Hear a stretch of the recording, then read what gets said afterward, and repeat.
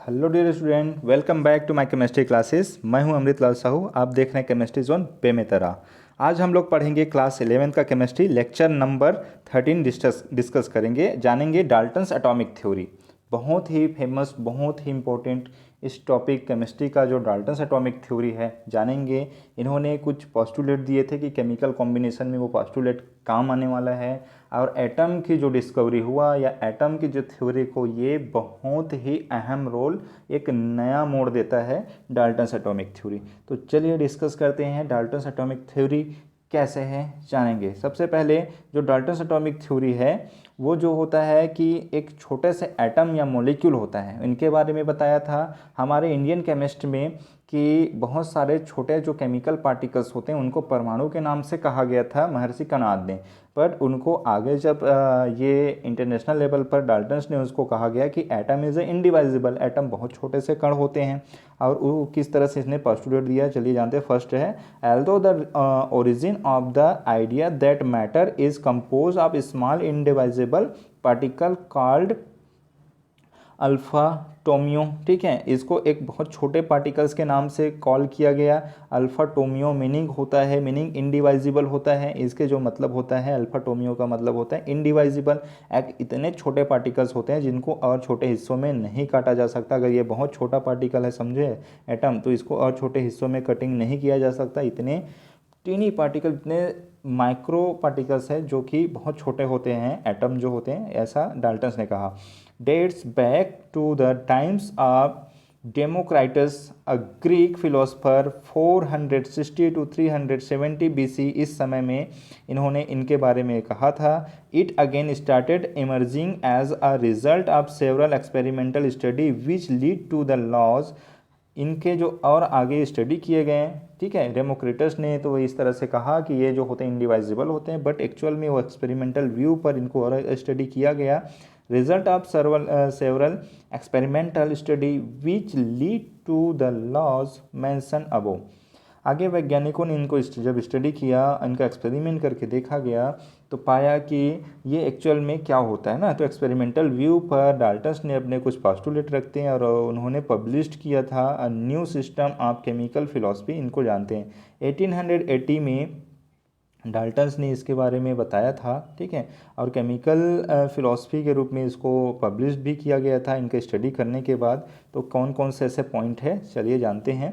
Which he propose the following, ठीक है, इन्होंने कुछ ऐसे प्रपोज किए गए थे जिसमें से फॉलोइंग्स टाइप है। फर्स्ट नंबर है, मैटर कंसिस्ट ऑफ इंडिवाइजिबल एटम। इन्होंने देखा कि मैटर कंसिस्ट ऑफ इंडिवाइजिबल एटम, कि किसी मैटर में कोई एटम प्रेजेंट होता है, मैटर के अंदर में, ठीक है, मैटर के अंदर में कोई एटम प्रेजेंट है, तो वो इतने छोटे पार्टिकल्स होते हैं जो कि इंडिवाइजिबल होते हैं। उनके और छोटे हिस्सों में हम अब उसको कटिंग नहीं कर सकते, उनको अब फ्रैक्शन नहीं कर सकते। ओके। सेकेंड पॉइंट इन्होंने स्टडी किया, all atom of given element have identical. जितने भी जो एटम होते हैं वो क्या रहते हैं, आइडेंटिकल होते हैं। मतलब अगर एक एलिमेंट है, इस एलिमेंट में जो एटम होगा वो एक जैसे होगा, ठीक है। सभी एलिमेंट, किसी एक एलिमेंट में सपोज कार्बन है तो कार्बन के अंदर में जो भी एटम मिलेगा वो पूरे एक ही जैसे रहेगा, आइडेंटिकल रहेंगे। Properties including identical mass, atom of different element differ in mass, ठीक है। और एक जैसे एलिमेंट रहेगा तो उसमें जो एटम रहेगा, ठीक है, एक एलिमेंट जैसे कार्बन है, कार्बन में अगर एक कार्बन में सपोज कितने नंबर ऑफ एटम होंगे, ठीक है, मिलियंस ऑफ एटम प्रेजेंट होंगे एक कार्बन में, तो वो जो जो एटम प्रेजेंट है उसका जो मास है, सभी एटम का मास एक जैसे होगा, ऐसे इन्होंने कहा था। मतलब सपोज इस तरह से इन्होंने स्टडी किया। बट डिफरेंट एलिमेंट, अगर दूसरे एलिमेंट हो गया, ऑक्सीजन हो गया, कार्बन है, ऑक्सीजन है, नाइट्रोजन है, तो अलग अलग एलिमेंट के जो एटम होंगे उनके मास अलग अलग मिलेंगे। Third number, compounds are formed when atom of different element combine in a fixed ratio. Compound are formed when atom of different element combine in a fixed ratio. यदि अलग अलग कोई दो एलिमेंट अगर मिलेगा तो वो कंपाउंड का फॉर्मेशन करते हैं, ठीक है। Compound is a pure substance, ये एक प्योर सब्सटेंस होता है, जैसे कि H+ H2+O। H2+O जब ये दोनों मिक्स होगा, H2+O दोनों मिक्स होगा तो एक सिंपल रेशियो में दोनों क्या होगा, कंबाइन करेंगे और कम्बिनेशन करने के साथ साथ ये एक नया कंपाउंड का फॉर्मेशन करेंगे और ये फिक्स्ड रेशियो में प्रेजेंट होगा। जैसे कि 2:16 ये रेशियो इसका फिक्स्ड है, ठीक है। ये इसको सिंपल रेशियो में भी ब्रेक डाउन कर सकते हैं। तो इस तरह से ये रेशियो थर्ड नंबर कंप्लीट होते हैं।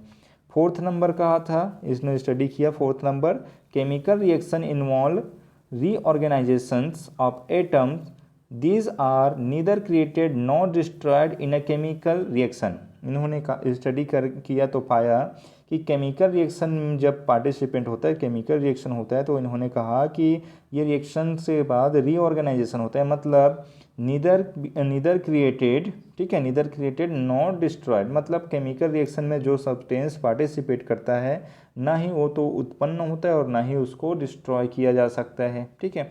ना ही क्रिएट करेंगे ना ही उत्पन्न होगा। मतलब ये रीऑर्गेनाइजेशन होता है कि एक अवस्था से दूसरे अवस्था में चेंज हो सकता है।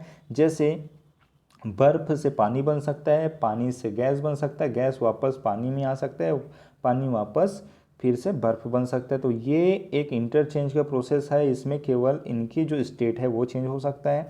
ये one form to another form energy की तरह चेंज हो सकता है। तो ऐसा केमिकल रिएक्शन में इन्होंने पाया।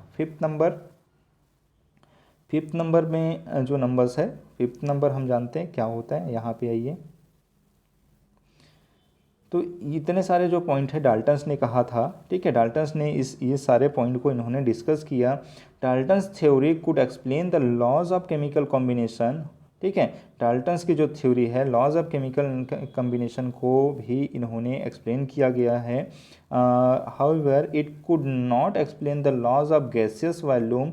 इट कुड, ठीक है, not provide the reason for combining of atom which was answered later by other scientist. देखिए, इन्होंने केमिकल कॉम्बिनेशन के बहुत सारे रूल्स को तो फॉलो किए और बहुत सारे रूल को एक्सप्लेन कर इस जो पोस्टुलेट जो दिए थे, एक्सपेरिमेंटल पोस्टुलेट, इससे तो बता पाएंगे।